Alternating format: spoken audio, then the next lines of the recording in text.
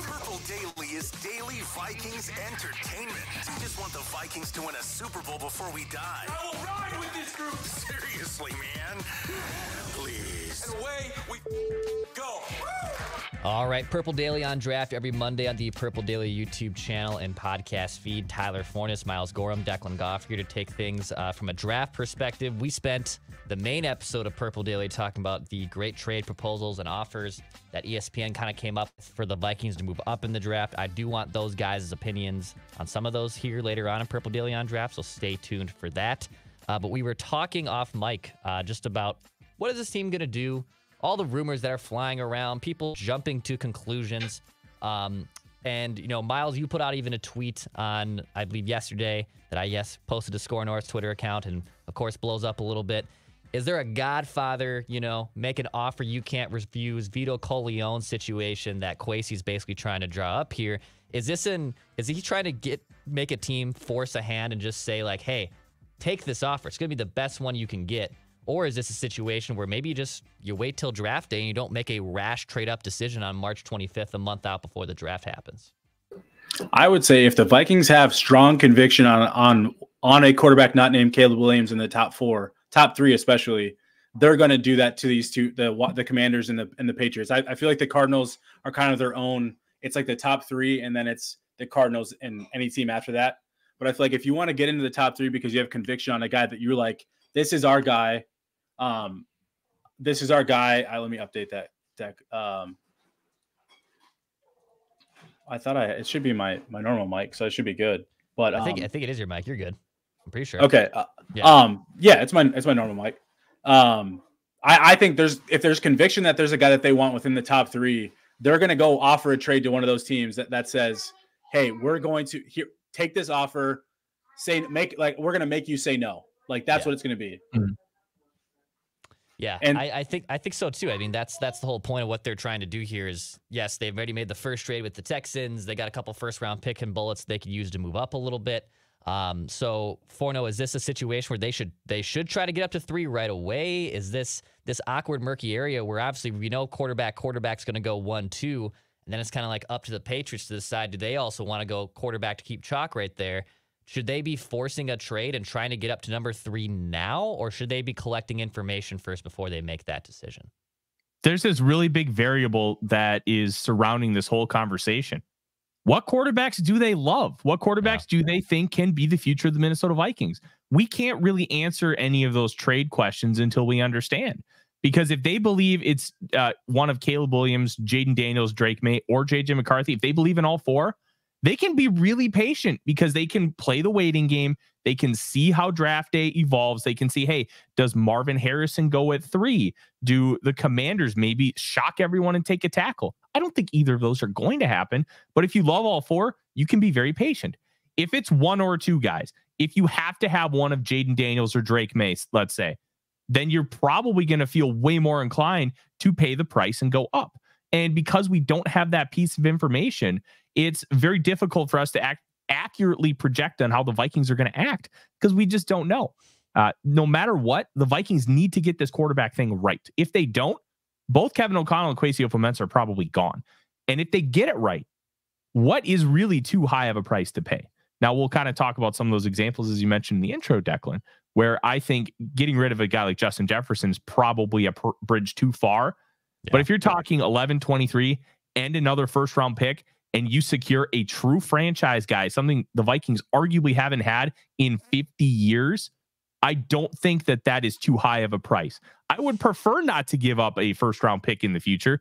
If you have to secure the guy, nobody is going to be complaining next year. Nobody's going to be complaining in 5 years. And let me tell you, CJ Stroud last year, then they got Will Anderson to pair with him.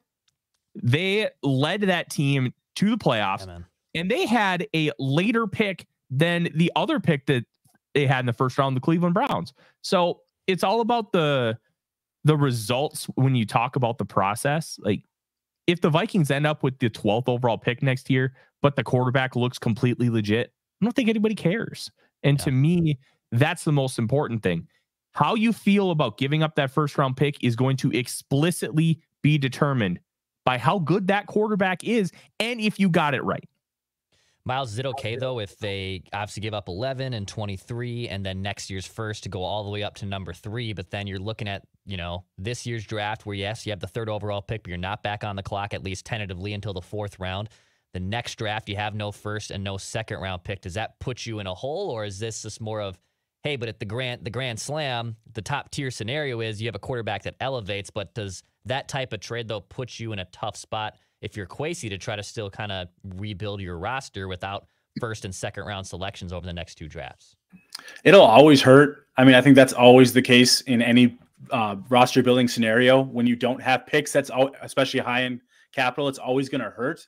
But there are ways to mitigate that. And I think what Forno kind of just pointed out is like, if you hit on that quarterback, it's the rest of it's null and void. That's not going to matter because you're going to have that guy that you can build around. And I also think the Vikings have that strong infrastructure in place that can help weather some of that, especially how they've so far handled this offseason, getting guys like Jonathan Grenard, Andrew Van Ginkel, and a few other guys to really like build around on defense to go with the already core pieces on offense that they have in JJ, Addison, the 2 tackles, and Hawkinson. So I think, and then obviously your coach. I think the head coach being Kevin O'Connell and kind of like a strong offensive-minded coach, that kind of puts that all together. And it doesn't seem like Brian Flores is going to go anywhere anytime soon, at least as of right now. So you have a lot of strong infrastructure in place. And then we don't know if they're going to get the 3rd round comp picks next year, but like, let's say they do, that also plays a factor in it because that just gives you more draft capital that you didn't have without having to trade any players. You essentially moved on from guys and you're able to kind of recoup some of that. It's not a 1st or 2nd round pick you're recouping, but it's still capital on day 2, even if it's the end of day 2, that helps you when you don't have a 1st or 2nd round pick. So, and they have a crazy amount of cap space, which we've talked about over the last few weeks, is a huge part of what the Vikings have. Is if you don't have draft capital, you need to have cap space. If you don't have either, which the Vikings were kind of in that scenario the last couple of years where they didn't have a lot of draft capital and they didn't have a lot of cap space. So they're kind of floundering where they had to hit on their draft picks. And now they have flexibility in both those areas. You might take away that draft capital because you get your QB of the future, but now you have a crazy amount of cap space, which helps in the short term rebuild some of your roster in some of those areas. And the one thing that we've seen from Kwesi is I don't think he's going to overpay in free agency for guys that they don't feel is worth it. So I think they're not going to like hamstring themselves from cap flexibility from the open market. I think if there's a guy that they really want to get, they're going to pay for him, but that structure is going to be team friendly. As you see with like a Jonathan Grenard, it's cap hits that are spread out evenly, but it's basically like a 2-year, guaranteed deal, and with team flexibility in years 3 and 4. Like they're giving themselves that flexibility that you typically don't get on the open market with the high end guys. So I think Kwesi's done a really good job of maintaining that flexibility, while also knowing that he has future cap flexibility to use to get guys to help rebuild the roster as they go. So right now, Forno, there's 9 picks. Vikings have 9 draft picks for this year's draft. Funny enough, only 2 of them are Minnesota's own selection that they've accrued. Everything else has been acquired via trade over the last few years and whatnot. Now, if they're moving up, the natural answer is yes, of course, they will have, less than 9 picks in this year's draft. How many do you think, it's hard to pinpoint now, but how many draft selections do you think they will have in this year's? Like, how many selections will they actually make by the time the 1st round and the 7th round is over? What kind of ballpark, what range do you think the Vikings will have? How many picks do you think they will actually make once draft day is over? It's a very interesting question because everything is determined based on a lot of those draft day moves that we know Vikings fans are incredibly used to. Rick Spielman was somebody who would intentionally move down to acquire more and more stabs at the apple because he wanted to get more lottery tickets. And there is a method to that. There is some data that says that's a good idea, but it's not always the right approach. And with this draft class, there is a severe drop off after about round 3, round 4, where there just isn't the depth that there has been in previous years, because the number was 53 underclassmen declared for the draft, when that number is usually around 110. So you're talking about 50% less underclassmen in this draft, which means a lesser talent pool. Would not shock me if the Vikings only make like 6 picks and they try to package some of those later picks to move up, like go up from 108 and try to get like pick 87, something like that. Because remember, the Vikings traded from 87 to 102 last year, and that ended up being Kai Blackman. Wouldn't be shocked if they flip it the other way. And that's the thing when you talk about Kwesi Adofo-Mensah's process. It's about trying to take advantage of the market. Well, if the market is bad later, you probably want to use those bad assets to go get one good asset earlier on. So my guess would be 6 or 7 picks. I could also see them making all of them. There's so many variables that we just don't know. And like, I'm going to be very intrigued to see how he handles this whole process, because this is a very odd draft from that standpoint. We've never had this few underclassmen come out in recent memory. Miles, I'll flip it a little bit. I'll add a little bit of a twist to the question I just asked Forno. But let's say they do trade up and they go up to 3, 4, 5, and they get their quarterback, and then their next selection wouldn't be, in theory, until 108 in round 4. Do you see a way where they get back in to round 2? Or is that just going to be like too complicated with not as much capital to use to kind of get back up in there? To get back into round 2, no way. I just don't think that's possible, because they don't have the picks. They don't have the future picks to do it. Now, if they want to get into round 3, I think that's feasible. They could use 108 and 129, probably easily get into the back end of the 3rd round. I agree that I think the biggest thing, we might see a draft this year where they pick 4, 5, 6 players rather than 8, 9, 10 that we're kind of accustomed to seeing. Kind of similar to last year. They didn't have a lot of picks last year, and they moved over back because they didn't have any picks. And so I think we could see a similar scenario, but they package the later picks to kind of get the 4th, 5th round guys, 6th round guys, rather than just the late day 3, 7th round picks. So I wouldn't be surprised by that, just based off what Forno's been saying about this draft class is very top, maybe top to middle heavy, and very, very kind of pretty weak on day 3. And so we could see that be the case where they kind of were like, well, let's go quality over quantity. The opposite of Trader Rick. And so if that's the case, like, I'm good with it. I think they've done a really good job of kind of filling a lot of significant needs in free agency, and kind of focusing on now and the future, where I truly believe this is what you'd call a competitive rebuild, not just a rebuild. Obviously the quarterback's the huge case here, but I think they've done a good job of kind of fortifying everything else and kind of going in the draft not needing major needs, and so that they can kind of focus on filling depth and kind of competition after the quarterback position. So I'm gonna pontificate a little bit as I stall time, but I saw Forno put out a really interesting mock draft that I'll put up on the screen, where you actually ended up trading back with the Rams, and you accumulate the 19th overall pick, where you took Byron Murphy Jr. You also took Michael Penix with 23. We're all under the assumption that, hey, they're going to go after one of the top 4 guys, which I do believe, obviously, is their primary objective. And Forno, I know you're against someone like Bo Nix, because you've watched the tape and you don't see a lot there. But we're also really quick to like write off Bo Nix and the Michael Penix, and I'll even throw in like Spencer Rattler, basically day 2 picks that aren't the fringe guys that aren't going to be solidified slam dunk top 10 picks. But some of those quarterbacks, like one of them's probably going to pan out. Why are we so scared to like not even take someone like a Michael Penix or even maybe a Bo Nix? Why are so many draft valuations, I guess, just scared and writing those people off? And I get the prospect, difference in terms of the 4th overall pick versus the 38th overall pick. But are we writing off some of those quarterbacks way too early as like potential NFL legitimate quarterbacks?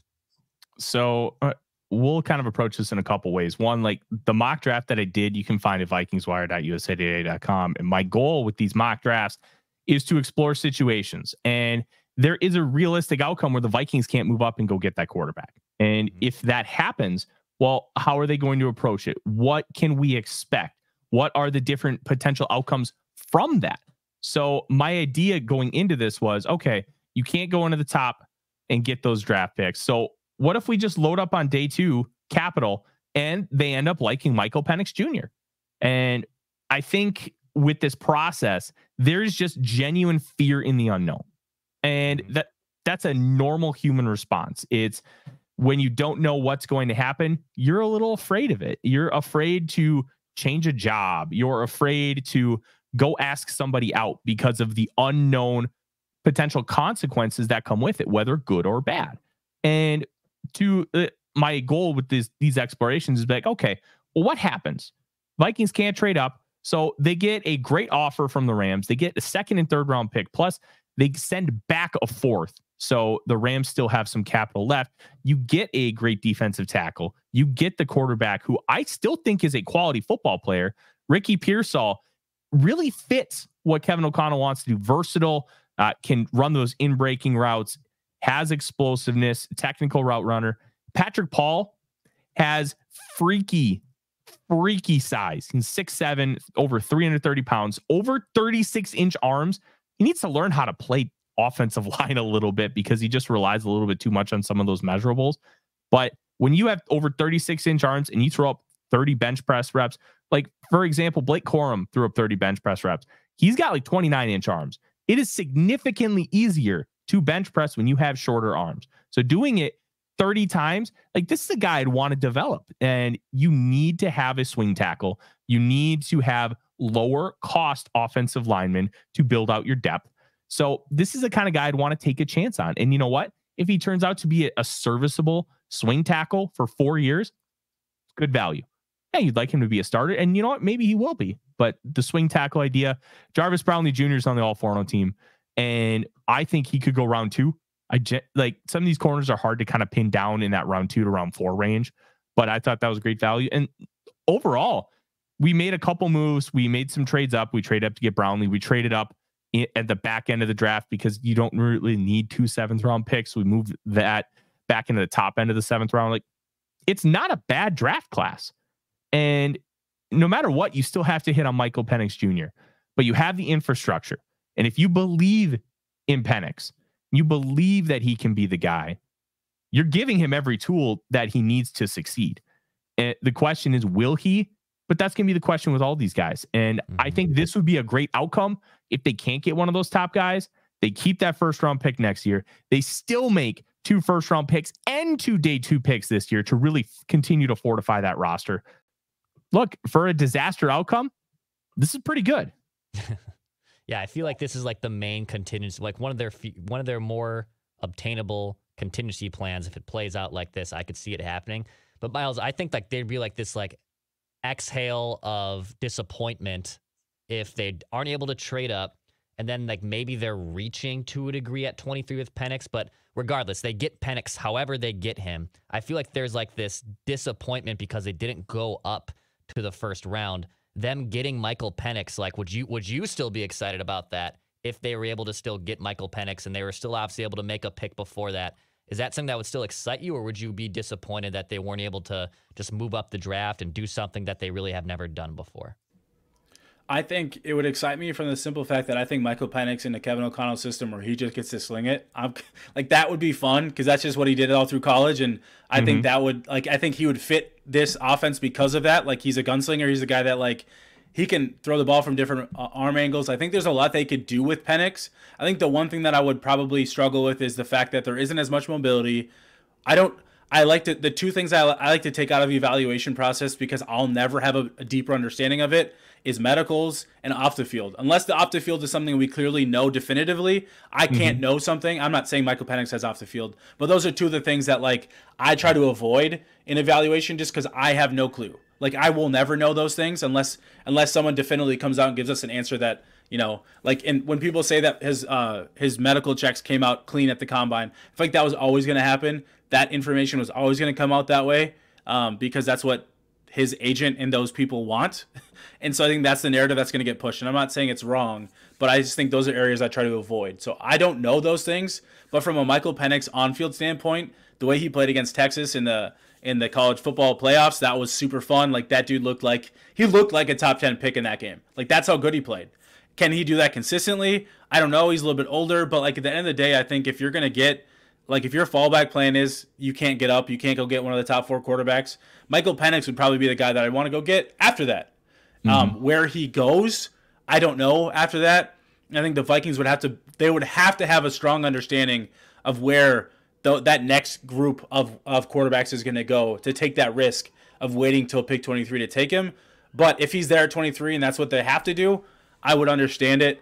I would be disappointed just because I feel like all of this, like, build up of the trade with Houston, Kirk Cousins is gone, all of this stuff that we've heard in the news and the, like, and all that stuff that we expect to see them trade up would probably just deflate that. So, like, it wouldn't even be a Michael Penix issue. It would just be like I got really excited as a fan that we were going to trade up and go get somebody. It doesn't matter who it is. I was just excited that we were going to finally do it for the first time in the history of the franchises of this team's franchise. And and they don't do it, I think that build up and that like suspense and then all of a sudden the air getting let out would just be a disappointment. It wouldn't even matter who they took at that point. It'd just be a disappointment from that standpoint. So to kind of build on what you said about medicals, Miles, I still remember 2 years ago, everybody was worried about Carson Strong's knees. And for me, that was the biggest, like, what if of his draft evaluation. I thought he could be really good if those knees were good.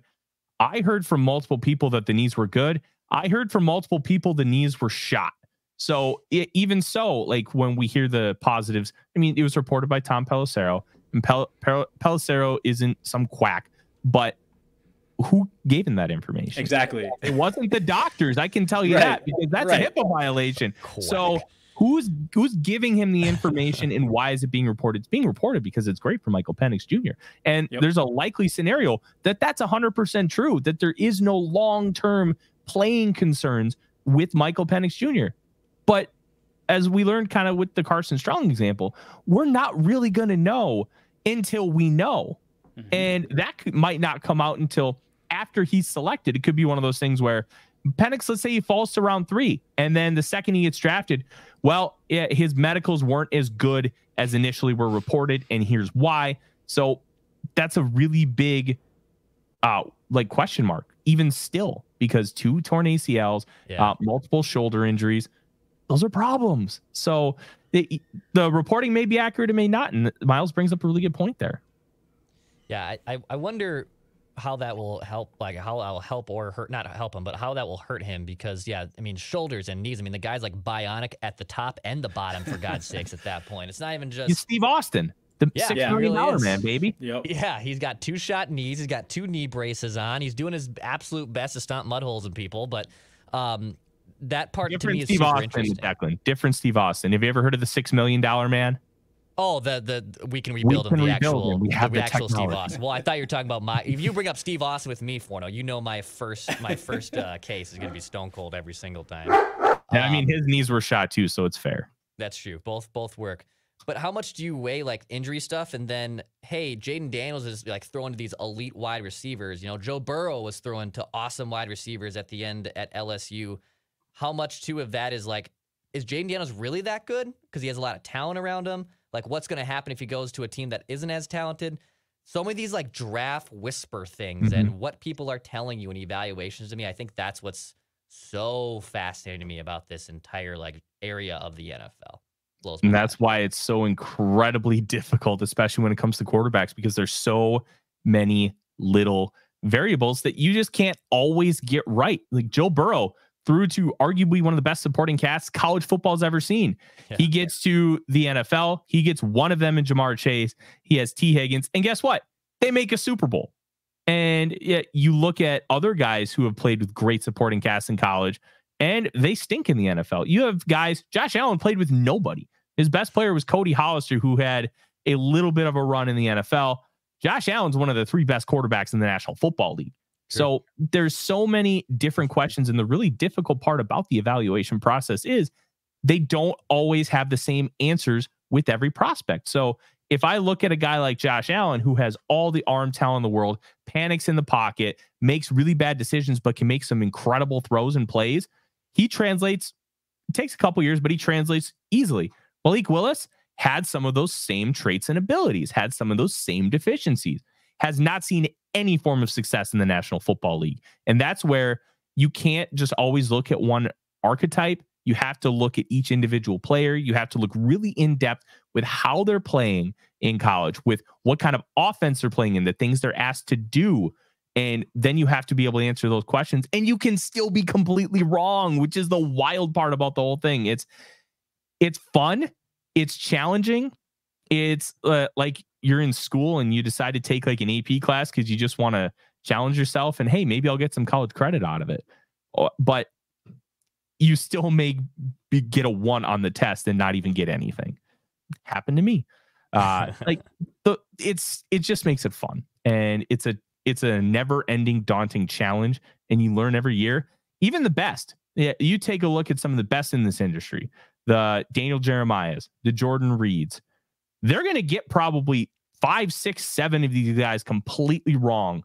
They think they're going to be all-stars, and they're just going to be wrong. It's going to happen to me too. because there's so many things that we just can't quantify with this process. You can't quantify a human. You can't quantify situation based on like just a general projection. And it's so fun and challenging because of that. But it also makes it incredibly difficult. Like, I don't think anybody would have expected Lewis Cine to be what he is right now. I certainly didn't. Like, you live, you learn, you try to be better, but you're never going to be perfect. Those are the two things I was going to hit on Forno, is the like who they are as a person, like football wise, and just as people. Like Josh Allen, you can see guys be competitive on the field, you can do all that, but unless you actually like get to know the person and see how they are on a day-to-day basis, which these teams get to do, you'll never actually know. And then you're still making a huge bet on if that'll translate and how those guys will be able to play at the next level, and if they'll be able to process and be able to do all those things. Like, you can talk to a guy and they can be as passionate as possible. That doesn't mean that passion will translate to them being good at football.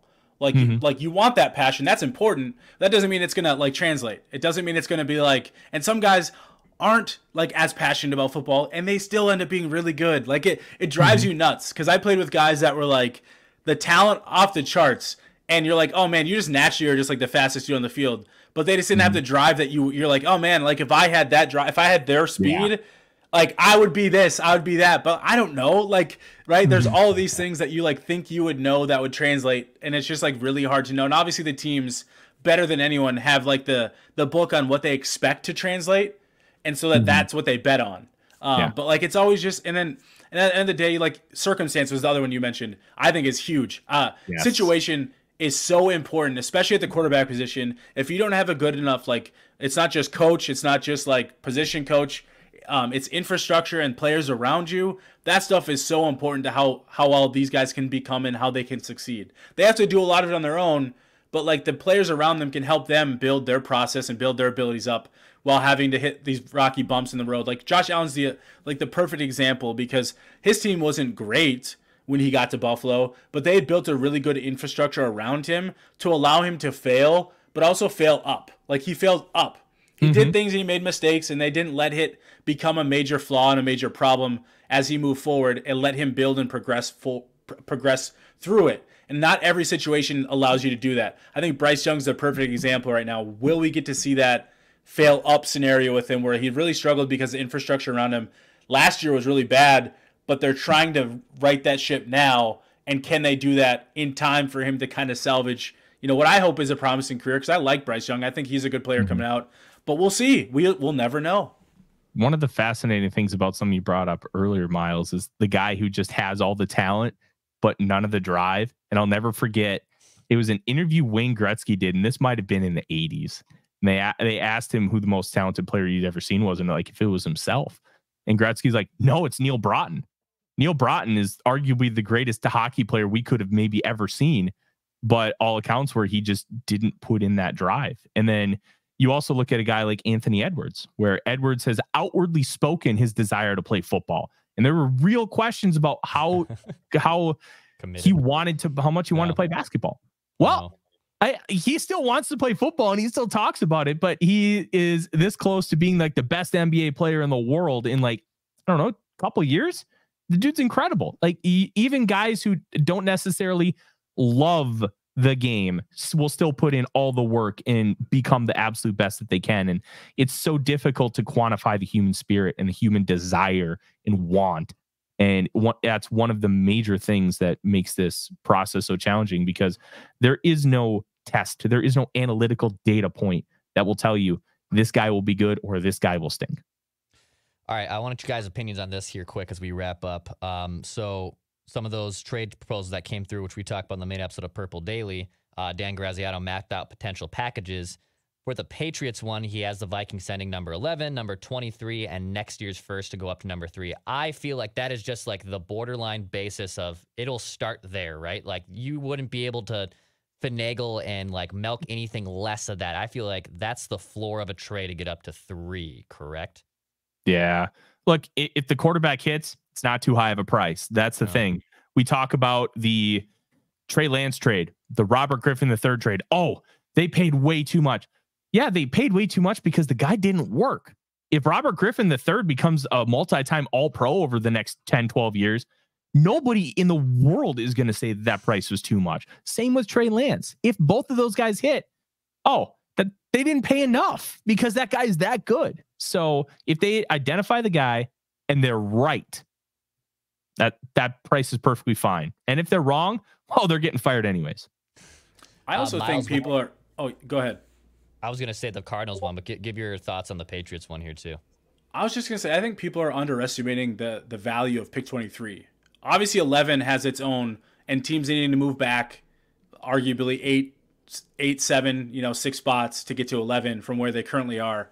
But I think people are undervaluing what pick 23 matters because it's an existing first round pick that you can tie a name to.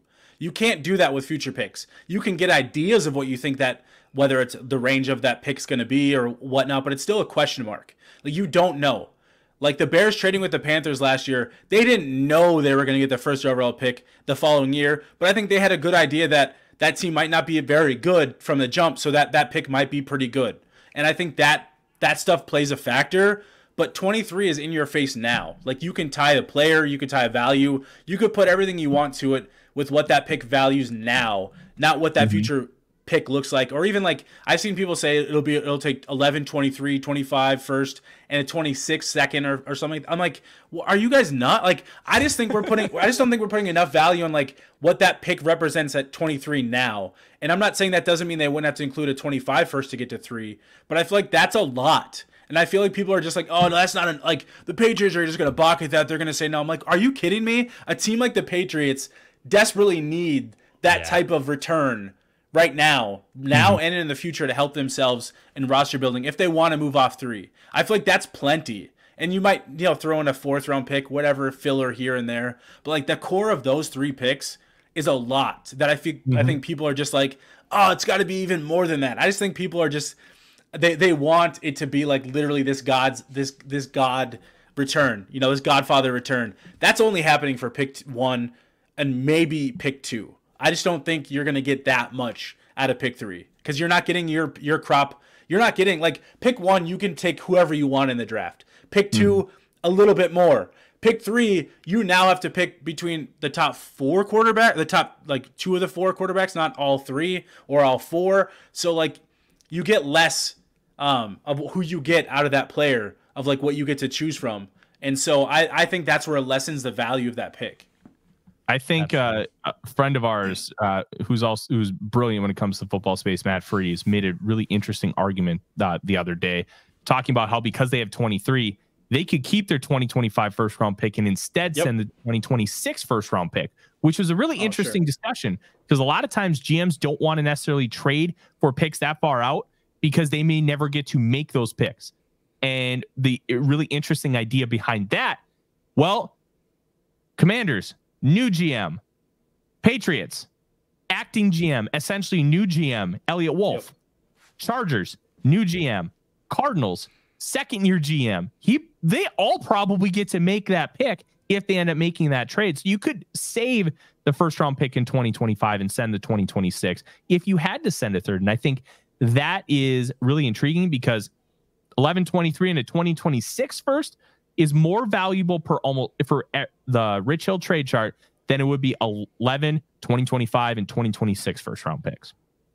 All right, we are running out of time here on Purple Daily on draft, but we will put a pin in some of this conversation to talk about on a future episode. We're a month away from the draft here, so we are excited. We're really jacked up to talk about this and plenty of other stuff to get into on future episodes. Hit that subscribe button, though, on Purple Daily YouTube channel for daily Vikings entertainment. We'll be back next Monday.